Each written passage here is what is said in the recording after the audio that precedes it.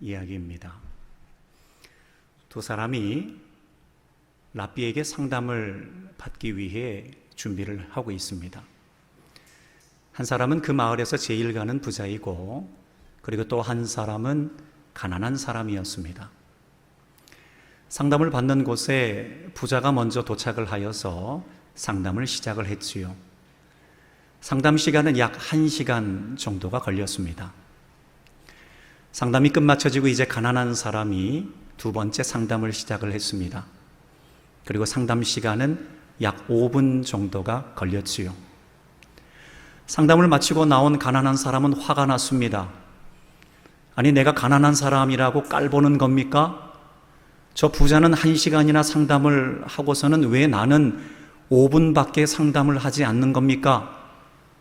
라고 화가 나서 랍비에게 따졌지요. 그랬더니 랍비가 이렇게 이야기를 합니다. 진정하세요. 당신은 자신이 가난하다라는 것을 알고 있지만 저 사람은 자신이 가난하다라는 것을 아직 모르고 있기에 그것을 설명하고 이해시키는데 1시간이나 걸렸습니다. 라고 이야기를 하더랍니다. 여러분, 이것은 부자냐 가난한 사람이냐 하는 것이 중요하다라는 것이 아니라 과연 우리 자신을 얼마나 잘 알고 있느냐 하는 것을 말하는 것입니다. 여러분, 우리는 가난한 사람도 있고 부한 사람도 있습니다. 가난한 사람 중에 마음이 가난한 사람도 있지만 가난한 사람 중에는 마음이 부유한 사람도 있습니다. 자기는 못 먹고 못 입어도 자기보다 힘들고 어려운 사람들을 위해 기꺼이 자신의 것을 나누어 주는 마음이 부유한 사람이 있습니다. 그런데 반대로 부자임에도 불구하고 부유한 사람임에도 불구하고 그의 마음이 매우 가난한 사람이 있습니다. 그래서 자신이 가지고 있는 것을 다른 사람들에게 단 하나도 나누어 주지 못하는 마음이 가난한 사람이 그들 중에 분명히 있습니다. 그런데 문제는 뭐냐면 자신이 가난하다라는 것을 자기 자신은 잘 모른다라는 겁니다. 자신이 가지고 있는 것을 다른 사람에게 나누어 주지 못할 정도로 자신이 마음이 가난한 상태임에도 불구하고 자신이 얼마나 가난한지 스스로 알아차리지 못한다라는 것이지요. 여러분, 이것은 죄도 그렇습니다. 여러분, 우리는 죄를 어느 정도는 알고 있습니다. 하나님께서 우리에게 말씀하시는 말씀, 기록된 말씀을 통해 우리는 죄가 무엇인지 어느 정도 알지요. 그리고 선포되는 말씀을 통해서도 죄가 무엇인지 어느 정도 압니다. 뿐만 아니라 우리에게 주신 거룩한 양심으로 인하여서 우리는 죄가 무엇인지 어느 정도는 알게 됩니다. 그런데 문제는 내가 지금 어떤 죄를 짓고 있는지 전혀 알지 못하는 때가 있다는 겁니다. 내가 지금 죄를 짓고 있는데 내가 지금 짓고 있는 죄가 어떤 죄인지, 그리고 이 죄로 인하여서 얼마나 사람들을 아프게 하고 하나님의 마음을 아프게 하는지 우리 자신이 그것을 깨닫지 못할 때가 반드시 있다라는 겁니다. 지난주 수요일에 큰아들을 학교에 태워다 주기 위해서 가는데 차 안에서 라디오에서 라디오 앵커가 이런 말을 합니다. 두 사람을 무참히 죽이고 그리고 더 많은 사람을 죽이지 못했다고 안타까워하는 사람이 있는데 어떻게 흉악범들이 요새 이렇게 더 뻔뻔해지는지 모르겠습니다. 라는 말을 하는 소리를 들었습니다. 여러분, 요 사이에 흉악범들이 왜 이렇게 더 뻔뻔해지고 있는 것일까요? 여러분, 우리가 살고 있는 시대가 왜 점점 더 범죄의 사회로 변해가고 있는 것일까요? 여러분, 이것이 바로 죄의 특성입니다. 여러분, 죄는 우리의 마음을 순식간에 어둡게 만들어버립니다. 내가 지금 어떤 죄를 짓고 있는지도 알지 못하도록 우리의 마음을 순식간에 어둡게 만드는 것이 바로 죄의 특징이라는 겁니다. 여러분, 만약에 가정 파괴범이 자신이 지금 짓고 있는 죄가 한 가정을 송두리째 망가뜨릴 수 있다라는 것을 그가 깨달아 안다면 과연 그 사람이 가정 파괴범으로서의 죄를 범할 수 있을까요? 아마 그렇지 않을 겁니다. 여러분, 우발적으로 자신의 감정을 억누르지 못하는 사람이, 순간적인 감정을 참지 못해 폭력을 행사하는 사람이 그 폭력을 통해서 자신도 망가뜨리고 그리고 상대방도 망가뜨릴 수 있다는 것을 만약에 안다면 과연 그가 순간적인 감정을 참지 못하고 폭력을 행사하겠습니까? 아마 그렇지 않을 겁니다. 여러분, 만약에 우리 또한 다른 사람을 미워하는 것이 우리의 영혼이 피폐하게 되는 것, 그래서 하나님께서 범사에 잘 되게 하여 주시는 하나님의 은총을 누리지 못하게 된다는 것을 우리가 만약에 안다면 우리가 다른 사람들을 미워하겠습니까?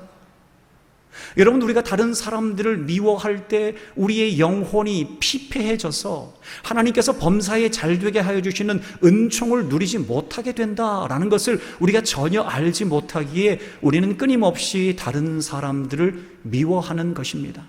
여러분, 이처럼 우리는 죄로 인하여서 우리의 마음이 순식간에 어두워지면 우리도 전혀 알지 못하게 죄를 지을 수가 있다는 겁니다. 거기에 대해서 선지자 이사야는 우리에게 매우 설득력 있는 말씀으로 하나님의 말씀을 전하고 있습니다. 우리 함께 읽어보겠습니다. 시작. 그들이 알지도 못하고 깨닫지도 못함은 그들의 눈이 가려서 보지 못하며 그들의 마음이 어두워져서 깨닫지 못함이니라. 그들의 마음이 어두워져 있기에 자신이 지금 어떤 죄를 짓고 있는지 깨닫지 못하기에 죄를 짓고 있다라는 것이지요.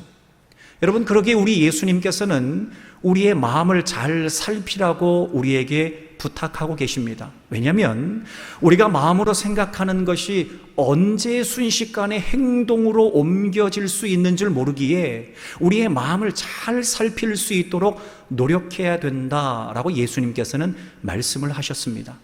여러분, 그런 것이 우리가 생각할 때 살인이라는 것은 사람을 죽이는 것이 살인입니다. 그런데 우리 예수님께서 생각하는 살인은 형제를 미워하는 자마다 살인했다라고 이야기합니다. 여러분, 우리가 생각할 때 간음이라는 것은 여성을 간음할 때의 간음죄라고 이야기를 합니다. 그런데 우리 예수님께서는 마음에 음욕을 품고 여인을 바라보는, 남자를 바라보는 사람은 이미 간음하였다라고 이야기를 합니다. 여러분, 그러니까 우리의 마음으로 짓는 죄가 언제든지 순식간에 행동으로 옮겨질 수 있기에 우리의 마음을 살피고 죄를 짓지 않도록 주의해라 라는 것이 예수님의 말씀이라는 겁니다. 여러분, 우리 스스로는 절대로 우리 스스로를 자신할 수 없습니다.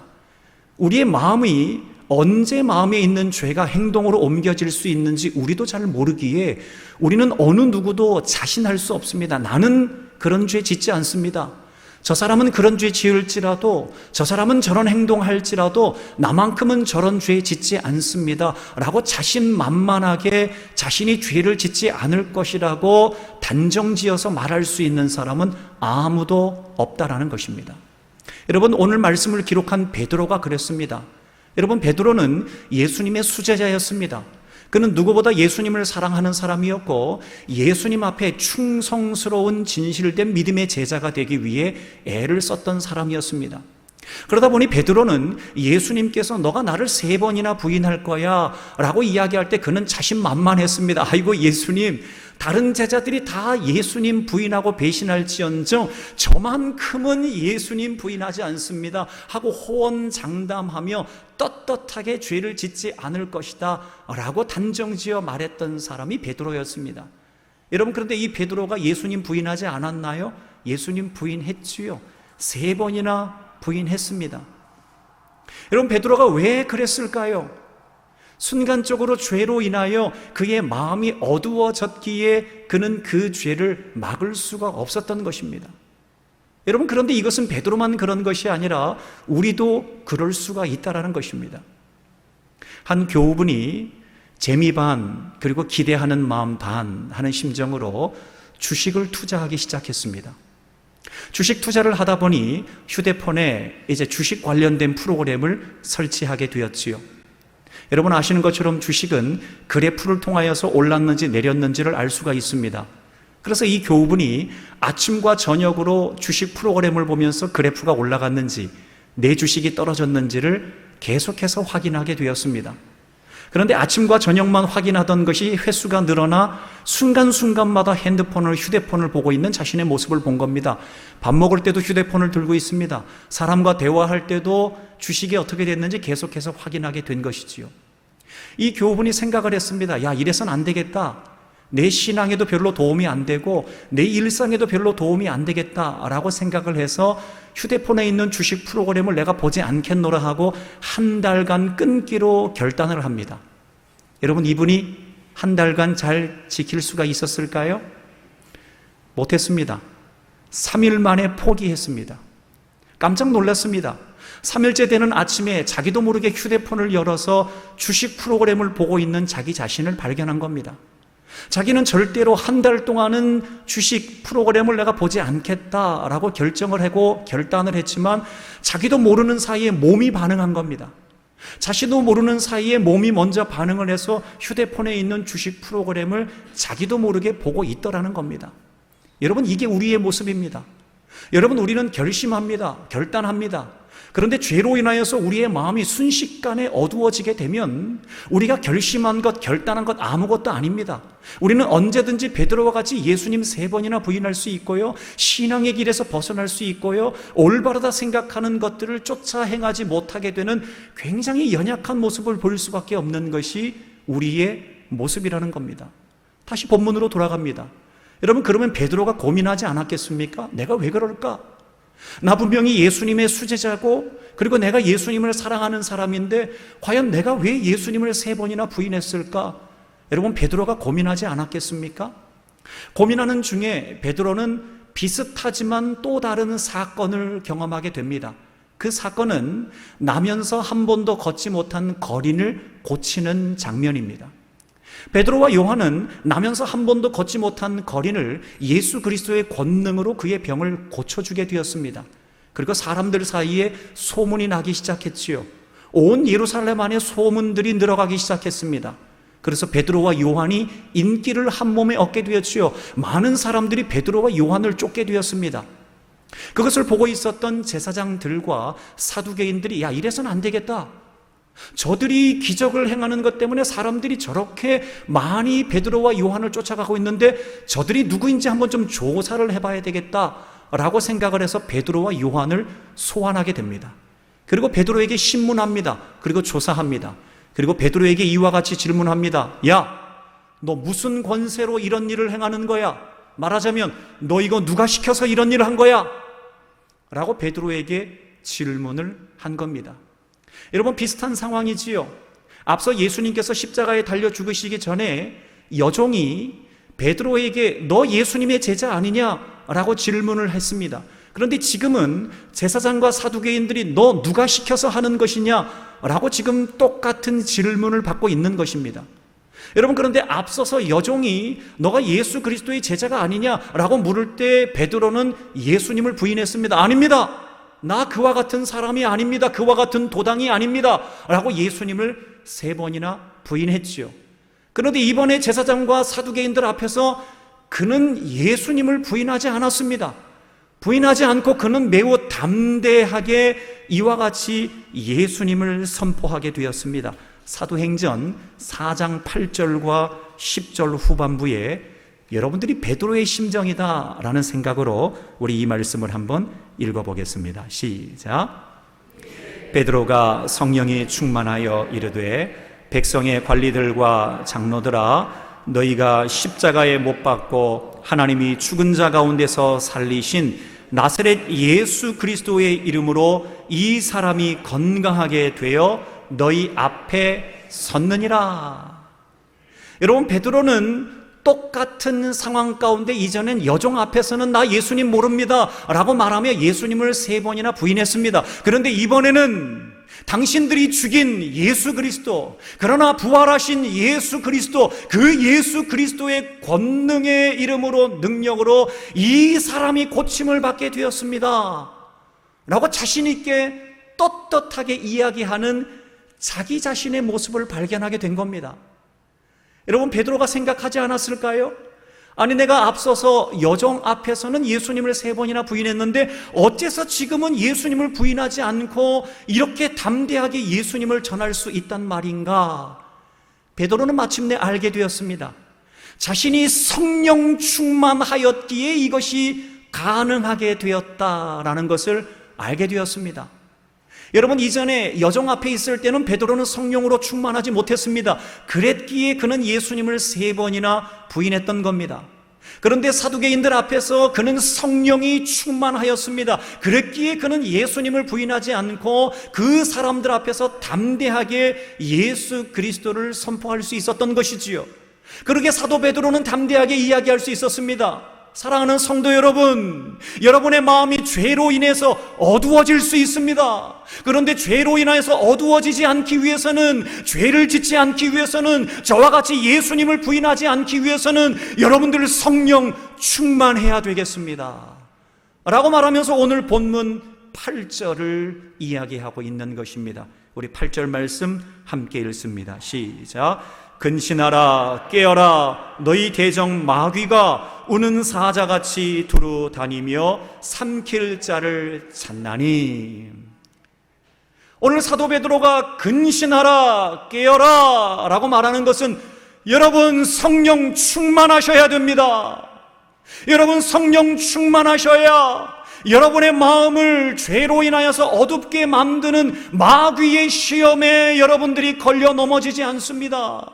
여러분들이 마귀의 시험에 걸려 넘어지지 않기 위해서는 여러분들 성령 충만해야만 그 시험에 넘어지지 않습니다 라고 사도 베드로가 담대하게 선포하고 있는 것입니다.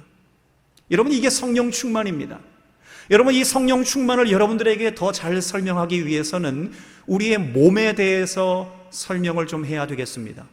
여러분, 하나님께서는 우리가 알고 있는 것처럼 하나님께서 우리 사람의 몸을 창조하셨습니다. 우리 사람의 몸을 창조하실 때 하나님께서는 우리의 육체를 먼저 창조하셨습니다. 하나님께서 우리의 육체를 흙으로 빚으셔서 우리 사람의 육체를 만드셨습니다. 여러분, 하나님께서 사람을 육체로 만드셨다는 것을 알 수 있는 결정적인 증거는 무엇이냐면, 우리 인생의 호흡이 끊어지게 되면 우리 모든 사람들은 땅에 묻히게 됩니다. 그러면 얼마 지나지 않아서 우리 모든 육체는 결국 흙으로 돌아가게 됩니다. 지금은 화장하는 사람들이 많이 있지만, 그러나 매장하는 것을 쫓아서 보면 수십 년, 수백 년이 지나면 결국 하나님께서 만드신 흙으로 사람의 육체가 돌아가게 된다는 것을 저도 알고 여러분도 압니다. 그러기에 하나님께서 흙으로 육체를 창조하신 것이 맞습니다. 그런데 하나님께서는 사람의 육체만 창조하신 것이 아니라 사람의 영혼도 창조하셨습니다. 하나님께서 그 코에 생기를 불어넣어 주셔서 우리에게 영혼을 만들어 주셨지요. 여러분, 그러기에 사람의 몸은 육체와 영혼을 통해 한 몸을 이루고 있는 것이 바로 사람의 몸입니다. 여러분, 하나님께서 우리 영혼을 만드실 때 우리는 영혼을 통하여서 하나님을 생각할 수 있었습니다. 우리의 영혼을 통해 하나님과 대화할 수 있었습니다. 우리의 영혼을 통해 우리는 하나님과 교제할 수가 있었습니다. 그런데 이 땅 가운데 죄가 들어오기 시작했습니다. 죄가 들어오다 보니 우리의 영혼이 더 이상 하나님을 생각하지 못하고 하나님과 대화하지 못하고 하나님과 교제하지 못하게 되었습니다. 왜냐하면 우리의 영혼이 죄로 얼룩지게 되었기 때문에 그렇습니다. 더 결정적으로 우리의 영혼이 죄로 인해 죽게 되었기 때문에 그렇습니다. 우리의 영혼이 죽음을 경험하다 보니 이제 우리는 더 이상 하나님을 생각하지 않고 육체의 정욕과 안목의 정욕과 이생의 자랑들만을 생각하게 되었습니다. 우리는 더 이상 하나님과 교제하지 않고 사람들이 만들어 놓은 우상들을 추구하기 시작했습니다. 그 우상은 돈입니다. 그 우상은 쾌락입니다. 그 우상은 명예입니다. 그 우상은 권력입니다. 우리의 영혼이 사망을 통해 죽게 되니 이제 우리의 영혼은 하나님을 생각하거나 하나님과 대화하거나 하나님과 교제하지 못하고 육체의 정욕과 안목, 이생의 자랑을 쫓는 영혼의 사망 선거를 통하여 우상을 쫓아가는 인생을 살아가게 되었습니다. 그게 우리의 모습이 되어버렸습니다. 그런데 하나님께서는 우리를 그냥 영혼의 죽음의 상태로 내버려 두지 아니하시고 그 아들 예수 그리스도를 우리를 위해 보내주셨습니다. 그래서 우리의 마음의 문을 활짝 열고 예수 그리스도를 나의 구주로 영접하기만 하면 우리는 성령으로 거듭나게 되는 은총을 누리게 되었습니다. 여러분, 거듭난다라는 것은 리본, 다시 태어나게 된다라는 겁니다. 우리의 영혼이 사망 선고를 당했는데 예수님으로 인하여서 우리의 영혼이 다시금 살아나게 되는 은총을 누리게 되었다라는 겁니다. 예수님을 통해 영혼을 살아난 사람들은 이제 다시금 우리의 영혼으로 하나님을 생각할 수 있게 되었습니다. 다시 살아난 우리의 영혼으로 하나님과 대화할 수 있게 되었습니다. 다시 살아난 영혼으로 하나님과 교제할 수 있게 되었습니다. 여러분, 이것이 바로 성령 충만입니다. 주의 성령을 우리에게 허락하여 주셔서 다시금 거듭남의 은총을 경험한 사람들은 성령의 충만한 상태를 경험하게 되면 우리의 영혼으로 하나님을 생각할 수 있게 됩니다. 아버지, 주님 감사합니다. 주님, 오늘 하루도 나와 함께 하여 주심을 감사합니다. 아버지 하나님, 인생에 어려운 문제가 있는데 이 문제 어떻게 해결하면 좋을까요? 하나님, 지혜가 필요한데 이 문제를 어떻게 하면 지혜롭게 해결할 수 있을까요?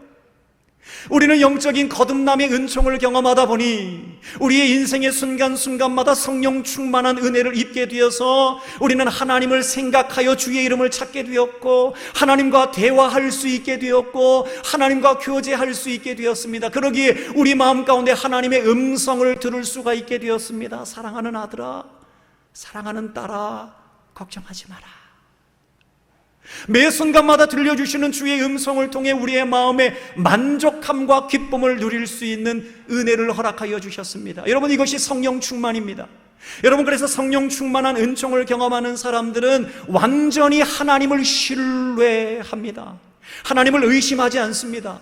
하나님을 생각하고 하나님과 대화할 수 있게 되었고 하나님과 교제할 수 있게 되었기에 마치 사람과 사람을 신뢰할 수 있는 것처럼 하나님과 교제하다 보니 하나님을 신뢰할 수 있게 되었습니다.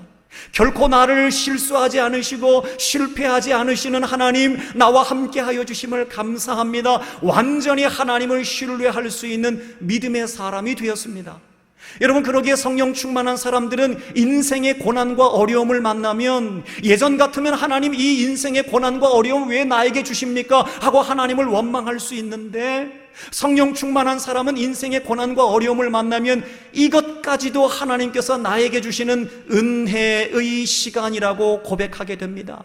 그래서 하나님께서 내 인생의 잘못된 습관, 내 인생의 잘못된 성격, 내 인생의 잘못된 기질들을 이 인생의 고난과 어려움을 통해 고치시려고 하시는구나 라는 것들을 알게 된다라는 것입니다.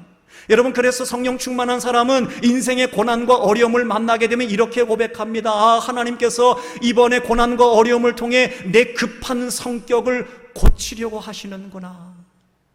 이 고난과 어려움을 통해 내가 쉽게 화를 내는 것을 고치려고 하시는구나.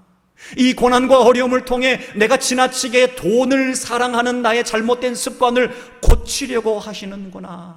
이 고난과 어려움을 통해 내가 그동안 자녀가 우상이 되었네. 하나님을 사랑해야 되는데 하나님보다 자녀가 더 우상이 되어서 자녀를 높이는 삶을 살았네. 그것은 자녀에게도 도움이 되지 않고 내 신앙에도 도움이 되지 않았는데 이번 고난과 어려움을 통해서 자녀 우상 삼지 말라고 하나님께서 나를 고쳐주시는구나. 하나님께서 고난과 어려움을 통해 내 거짓말하는 나쁜 습관을 고치도록 하시는구나 하는 것들을 마침내 고난과 어려움을 통해 나를 치료하는 시간이라는 것으로 깨달아 알게 된다라는 겁니다. 왜 그럴까요? 완전히 하나님을 신뢰하기 때문에 그렇습니다. 여러분, 성령 충만한 사람은 뜻하지 않게 육체의 질병이 찾아올 수 있습니다. 여러분, 우리 사람이 육체가 한계가 있는데 육체의 질병이 당연히 오지요. 여러분, 육체의 질병이 당연히 오지요. 그러나 하나님을 완전히 신뢰하는 성령 충만한 사람들은 육체의 질병이 와서 병원에 입원하는 상황이 생기면 하나님을 원망하지 않습니다. 하나님, 왜 나에게 질병을 주시는 겁니까? 왜 내가 아프게 하는 겁니까? 라고 하나님을 불평하는 것이 아니라 육체의 질병이 찾아올 때 육체의 질병을 고쳐주시는 것뿐만 아니라 내 영혼의 질병까지 고쳐주실 줄 믿습니다 하는 믿음으로 고백하게 됩니다. 그래서 병상에 누워있는 동안 하나님의 은혜를 생각합니다. 하나님, 내가 그동안 감사하지 못했습니다. 병상에 누워있는 동안 하나님, 내가 그동안 하나님만으로 기뻐하지 못했습니다. 하나님, 내가 이 세상에 인생의 좋은 것들을 쫓아 기뻐했습니다. 내가 즐기는 것 때문에 기뻐했습니다. 먹는 것 때문에 기뻐했습니다. 입는 것 때문에 기뻐했습니다. 하나님, 내가 하나님만으로 기뻐할 수 있는 기회 주신 것 감사합니다. 병상에 누워있는 동안 하나님, 생명의 주권이 나에게 있는 줄 알았습니다. 내가 운동 열심히 하고 걷기 열심히 하고 그리고 좋은 영양제 먹고 그리고 아침 저녁에 잠만 잘 자면 내가 생명 잘 이어갈 수 있을 줄 알았습니다. 그런데 병상에 누워있다 보니 생명의 주권이 나에게 있는 것이 아니라 하나님께 있다는 것을 내가 알게 되었습니다. 내 인생의 주권이 하나님께 있다는 것을 내가 마침내 알게 되었습니다라는 영혼까지 치료하여 주시는 은총을 허락하여 주신다라는 겁니다. 여러분, 이것이 바로 성령 충만한 사람들이 완전히 하나님을 신뢰할 때 누리게 되는 은총입니다. 여러분, 그런데 우리의 대적 마귀는 성령 충만한 우리까지도 흔들어 놓습니다. 우리 인생의 고난과 어려움이 찾아오면 우리를 흔들어 놓습니다. 그리고 하나님을 의심하도록 우리를 선동합니다. 그리고 우리가 육체의 질병으로 병원에 누워있을 때에 하나님 앞에 불평하도록 우리를 선동합니다. 너의 육체의 질병을 주고 병원에 이렇게 오래도록 입원하는 하나님이 너의 하나님 맞냐? 여러분, 그렇게 마귀가 우리에게 시험을 하고 선동을 하여서 어쨌든 우리를 은혜의 자리에서 떨어지도록 만듭니다. 성령 충만한 우리가 포도나무 되신 주님께 붙어있지 못하고 떨어져 나가서 죽어가도록 만드는 것이 마귀의 시험이라는 겁니다. 여러분, 그러기에 사도 베드로, 오늘 하나님께서는 사도 베드로를 통하여서 그러한 성령 충만한 사람들까지도 마귀는 넘어뜨리려고 시험하고 있으니 이와 같이 너희들은 해야 된다 라고 말하며 본문 9절의 말씀을 우리에게 전하고 있는 것입니다. 9절 말씀 함께 읽겠습니다. 시작. 너희는 믿음을 굳건하게 하여 대적하라. 이는 세상에 있는 너희 형제들도 동일한 고난을 당하는 줄을 알미라. 여러분, 우리가 성령 충만하여서 완전하게 하나님을 신뢰하여 고난과 어려움이 찾아와도 이 또한 유익입니다. 내 육체의 질병이 찾아와도 이 또한 유익입니다. 내 인생에 어떠한 순간이 다가와도 전혀 실수하고 실패하지 않으시는 하나님께서 나를 완전한 길로, 나를 선한 길로 반드시 인도하여 주실 줄을 믿습니다라는 믿음으로 충만하게 믿음을 붙들지 않는다면 우리는 넘어질 수밖에 없다라는 것입니다. 그러기에 사도 베드로는 우리를 향하여서 너희는 믿음을 굳건하게 해라 라고 우리에게 부탁하고 있는 겁니다. 여러분, 사랑하는 성도 여러분, 이제 우리는 성령 충만하여서 완전하게 하나님을 신뢰하고 의지하고 전혀 실수와 실패가 없으신 하나님을 신뢰하기 위해서는 믿음에 굳건하게 서야 됩니다. 뿐만 아니라 여러분들을 넘어뜨리려고 하는 원수 마귀의 시험 앞에, 대적 앞에 여러분들이 그것을 물리칠 수 있어야 됩니다. 대적할 수 있어야 됩니다. 내 마음에 하나님을 신뢰하지 못하도록 의심으로 선동하는 원수 마귀를 대적할 수 있어야 됩니다. 여러분의 마음에 끊임없이 불평과 불만을 갖게 하는 그 생각을 물리칠 수 있어야 한다는 것입니다. 사랑하는 여러분, 여러분들은 죄로 인하여서 마음이 어두워져서 순식간에 죄를 지을 수 있는 우리 모두는 다 영적인 엄청난 범죄자들이 될 수 있었습니다. 그러나 하나님께서는 우리를 그냥 내버려 두지 아니하시고 예수 그리스도를 통하여서 영혼을 다시 살려주셔서 우리가 마침내 성령 충만한 길로 나아갈 수 있도록 은혜를 베풀어 주셨습니다. 여러분, 성령 충만을 유지해야 됩니다. 여러분이 성령을 받았기에 성령 충만한 상태를 유지하기 위해 노력해야 됩니다. 여러분, 성령 충만함을 유지하게 되면 이제 우리는 완전히 하나님을 신뢰하게 됩니다. 완전히 하나님을 신뢰하기 위해서 여러분들은 더욱더 믿음을 굳건하게 하셔야 됩니다. 믿음의 끈을 놓으면 안 됩니다. 믿음의 손을 놓으면 안 됩니다. 믿음을 붙들고 주님을 신뢰해야 됩니다. 그리고 여러분을 향하여서 끊임없이 원수 마귀는 여러분들을 시험하기 위해서 여러분들에게 다가올 것입니다. 그러나 넘어지지 않기 위해 우리가 해야 되는 것은 대적하는 겁니다. 그리고 그 생각을 물리치는 겁니다. 이건 하나님 주신 마음이 아니야. 이건 하나님 주신 생각이 아니야. 나에게 전혀 실수와 실패 없으신 하나님께서 나와 함께 하여 주실 줄을 믿습니다. 믿음으로 선포해야 한다는 것이지요. 바라기는 저와 여러분이 성령 충만한 상태를 유지하여 믿음으로 굳건하게 믿음 안에 서서 하나님께서 여러분들을 통하여서 행하시는 모든 삶에 전혀 실수와 실패가 없이 인도하여 주시는 선한 하나님의 도우심을 순간순간마다 경험하며 목도하여 하나님을 더욱더 찬송하며 나아가는 믿음의 인생길을 걸어 나아가는 저와 여러분이 다 되실 수 있기를 우리 주님의 이름으로 간절히 축원합니다.